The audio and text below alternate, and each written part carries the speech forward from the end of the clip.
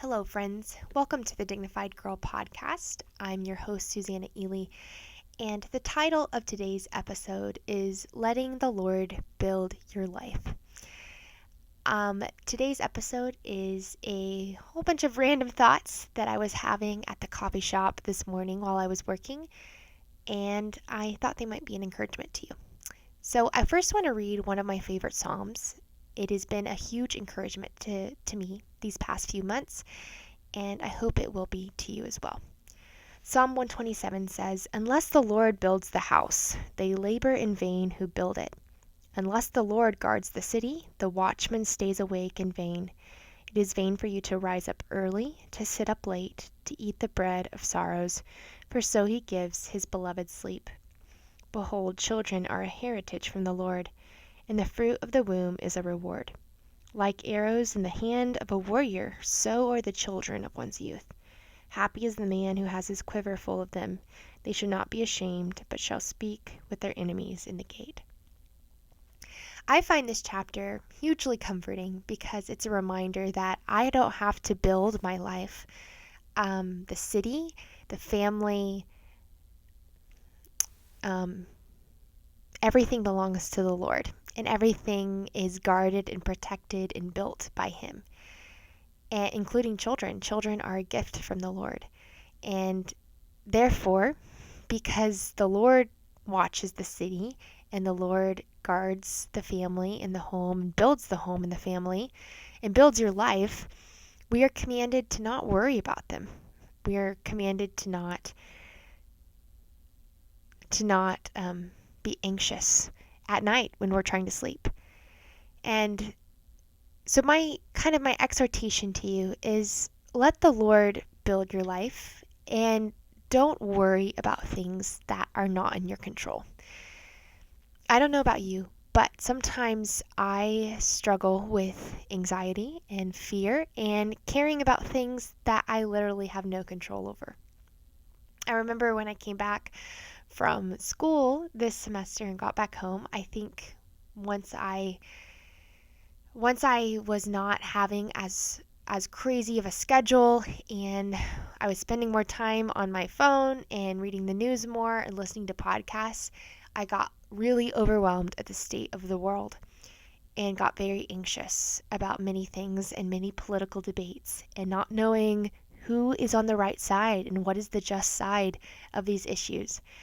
And I don't know if you ever get overwhelmed by those things, but I'm one of those people that wants the answer and wants the answer now. And my mom always encourages me to not feel like I have to figure everything out and answer every question in the universe, and to not worry about things that I don't have control over. So my first encouragement to you is because you know that the Lord upholds nations and holds nations and builds cities and protects cities and builds families and guards families. You can rest and stop worrying about things that you don't have any control over.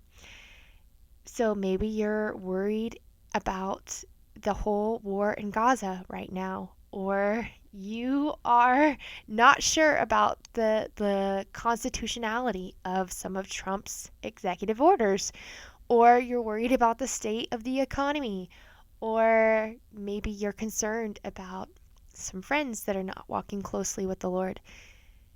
Maybe it's a big thing or a small thing. It could be something happening across the world or something happening in your hometown. A lot of these things, when you really get down to it, you have very little control over. And actually, there's a lot of things in our lives, actually most things in our lives, we don't have control over. Even our own health is not in our control. You can do what you can to be healthy and stay active, but at the end of the day, it's really not in your hands. And I think that Psalm 127 is a good reminder of that we don't have to be anxious. We don't have to sit up late and eat the bread of sorrows, because the Lord gives us rest, because He's protecting us and He's building our lives. And it's not all up to us. So that's incredibly freeing. I find that incredibly freeing. And my second thing is not only don't worry about the things you don't have control over, but stop worrying about all the details of your life. Maybe you're worried about where you're going to go to college or where you're going to work after college. That's currently where I'm at.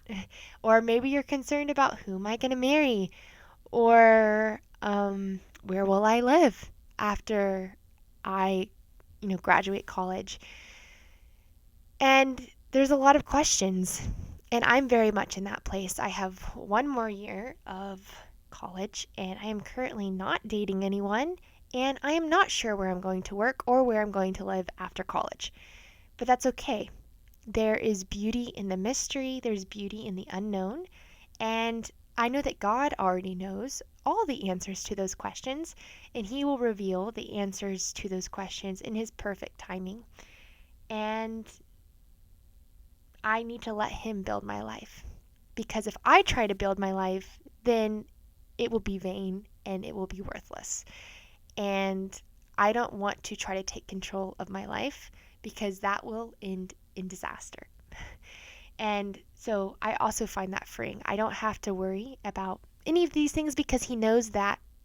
He knows all the things that I need even before I ask. The Gospels say that. And if He clothes the lilies of the field and He feeds the birds of the air, then He likewise can take care of all of those details about my job or my future family or where I'm going to live or how I'm going to make money. He knows all those details. And so I can trust that if I take one step, He will be a light to my path. And I think it's Proverbs 16:9 says, "The man's heart plans his way, but the Lord directs his steps." And that's a good reminder that we have a plan about how our life should be.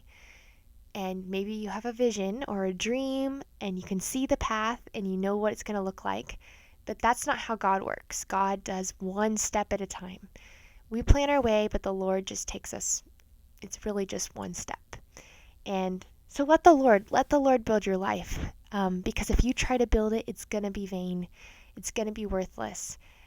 So you can literally sleep well at night knowing that the Lord is going to take care of you and He's orchestrating all the details of your life. And just for a couple other suggestions that I think can help reduce anxiety for people who are especially concerned about the world or concerned about your own life, is get off the internet. This is something that my professor always says. One of my political theory professors, Dr. Bear is her name. She's incredibly wise, and she always says, get off the internet and go to the library. And she's like, read a book and stop reading things off Twitter. And it's so wise because so often we get all of our information from people on Twitter or podcast hosts. Nothing against podcasts. I have a podcast, but there's a lot of information out there and it's not all correct information. So, get off the internet. And that applies also to Reels. Stop watching Reels on Instagram. I'm preaching to myself too because I watch some Reels too. But stop reading the news. It's important to be informed, I think, about the world to some respect, but a lot of people definitely overdo it. And I know I've overdone it as well. So, take time off the internet, get outside, get into the world.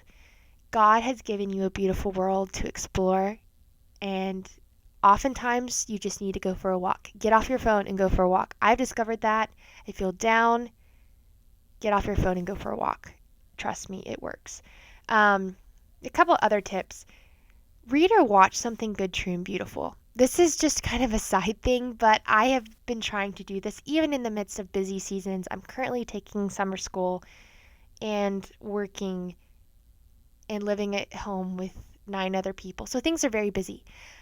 But I have found that taking time to read a book on biblical femininity or reading some fun book, reading Leo Tolstoy, watching a Shakespeare film adaptation or some other film, it's just a great way to take your mind off the news and all the crazy things in the world and yeah, think about something lovely. So there's I've discovered that even I think watching a movie is way more refreshing. Watching a movie with your siblings or with your family is going to be way more refreshing than scrolling endlessly on Instagram. Trust me. Um, yeah, fill your mind with lovely things and stop dwelling on dirty things. And my last thing is bake some bread or make some cinnamon rolls or something. I know Jordan Peterson would always say, make your bed. That was kind of his iconic thing to young men, which is such good advice. Get up and do something. And I think that same principle applies to women. And I think it applies in the same way of make your bed, but I think it can also kind of be similar. I think a similar way is to say for women would be like make some bread. I think is kind of the equivalent. And I don't mean that you literally have to make a loaf of bread, but do something. Like take something and make something beautiful. I recently made some cinnamon rolls from scratch with cottage cheese, and they were actually really, really, really good. And I was surprised by how good they were. And I am not really a baker. I don't often make things of that nature, but it was kind of a spur of the moment thing. I found the recipe because Brett Cooper, shout out to Brett Cooper, shared the recipe on her Instagram. So I thought this looks easy. I'm gonna try it, and it turned out great. And so my encouragement to you is be creative, do something fun, try a new workout. Maybe you're just a runner. Maybe do some biking, or go to the gym, or make a meal that is very different than you would otherwise. Um, Organize something. Take one of your siblings, if you have siblings that are still living at home, take one of your siblings out for dinner or to go somewhere. I recently took my little brother to get coffee, and that was a ton of fun. We read the Bible together, and then we went to the Army Depot Center, um, which was really fun. So, you know what? And it doesn't take much to make your siblings happy. So, yeah, bake some bread, create something, make something, get out and make something of your life, because this is something I have discovered is that oftentimes I know that the devil uses anxiety and fear to cripple me and to keep me from doing good, true, and beautiful things. And so he will let me kind of wallow in worrying about a war in the Middle East rather than focusing on loving my family and cooking for them and trying something new. The devil will do whatever he can to keep you from being fruitful and from being faithful.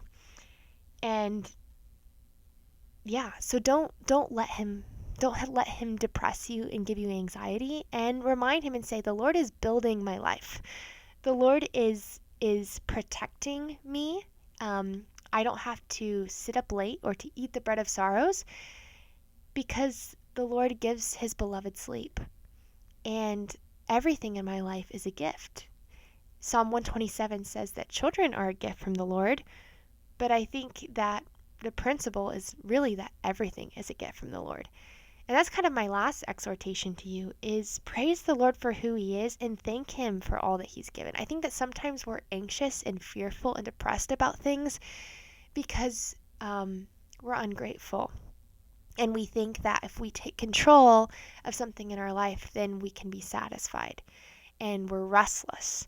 And we're not acknowledging that the Lord is sovereign and um, taking care of all the little details of our life. And so, my encouragement to you is let the Lord build your life, your marriage, your school, your job, your family, all of those things. God is going to take care of them. And I'm preaching this to myself too, because there are some days where I still tempted to be worried about those things in my life. And the Lord will take care of them. He will. And he's building your life. So don't be anxious about all the details of your life. And don't be anxious about the things that you literally have no control over. And focus on what you can control. And often what you can what you can do. And that can look like baking a loaf of bread or organizing something or enjoying a book or enjoying a walk with a family member. So, open your eyes to the beautiful gifts that God has given you and stop worrying about the future.